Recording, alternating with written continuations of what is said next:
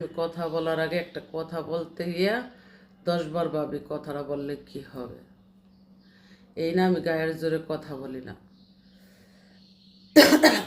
আমার বুকে বাকবন্টন নাই। ঠিক আছে, অন্যের ধর্মের মন্দিরের উপর আঘাত করা আমাদের মুসলিমের নৈতিকতায় নাই, ঠিক আছে।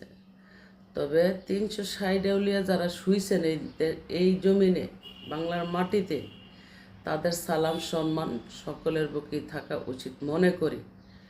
আর অন্যের ধর্মের মন্দিরের উপর আঘাত করা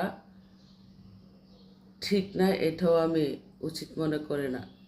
আচ্ছা, আর যারা নাকি জেলায় জেলায় ধর্মের দোহাই যে আস্তানা তৈরি করছে, একটা আস্তানা তৈরি কইরা রাত হলে কলকি টানে, গাঞ্জা মদ খায় আর নারী দর্শন করে, এসব আস্তানা তো একজন মুসলিম ফেডারেশনের জন্য গ্রহণযোগ্য না। আর যারা 360 আউলিয়া এই দেশে এসেছে, তাদের সালাম ও শ্রদ্ধা সকলের মাঝে থাকা দরকার।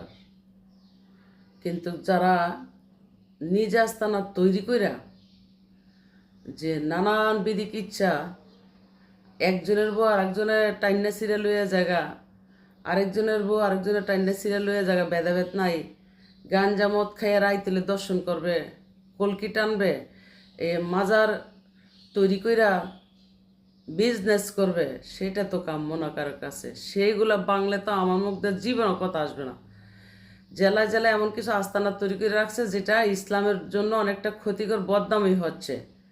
কোনো রাষ্ট্রের মধ্যে এইরকম এই হাতে তৈরি করা বেশ ধরা ধর্মের দোহাই দিয়া এরকম মাজার তৈরি করা কোথাও নাই।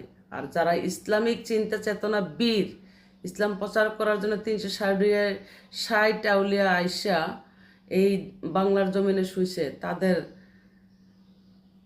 মাজারগুলা ঐতিহাসিক হিসাবে স্মৃতি হয়ে অমর হয়ে সকলের মাঝে থাকবে, থাকা উচিত। সেগুলা বাংলাটা ঠিক হবে না।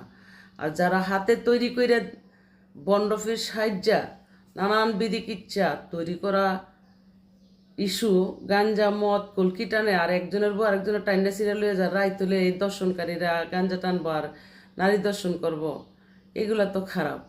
এগুলো ভেঙে দিলে আমার মুগ্ধা জীবনও কখনো কথা আসবে না। এমনকি এদের পক্ষে আল্লাহ নাই, এটাও সত্যি। এগুলো আল্লাহ বেদার হবে না, কারণ ইসলামের অনেক বদনাম হচ্ছে।